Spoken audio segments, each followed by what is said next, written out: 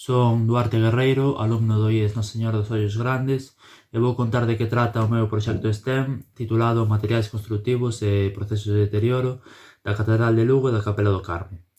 O obxectivo principal deste proxecto é atopar as medidas de prevención máis adecuadas para a conservación do patrimonio e que poidan ser aplicadas en intervencións futuras.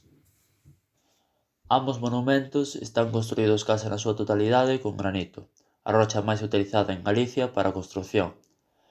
Como calquera outra rocha, presenta deterioro ao longo do tempo, que pode ser debido aos compoñentes propios da rocha ou a factores externos que propician este desgaste. Analizamos un total de 7 mostras. Comezando pola Capela do Carme, recollimos unha mostra de morteiro de xuntas para corroborar que o cemento Portland do que está formado é fonte de calcio e da formación de costras negras nas superficies das rochas. Así, recollimos tamén unha mostra de costra negra para coñecer que se trataba dunha costra negra sulfatada, con grandes cantidades de fósforo, xofre e calcio.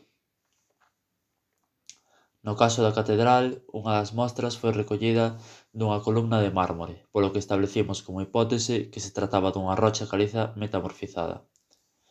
Esta hipótese foi desbotada ao descubrir que os minerais que a conformaban eran o cuarzo, o feldespato potásico e a moscovita.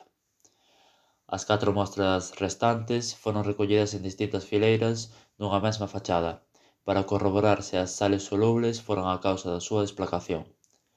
O análise de todas estas mostras foi realizado na Universidade de Vigo, coa axuda dos microscopios que nos proporcionaron. A orixe do desgaste destas rochas débese a factores como o biodeterioro ou a humidade, pero sobre todo ao aporte de xofre e calcio dos morteiros e a contaminación atmosférica.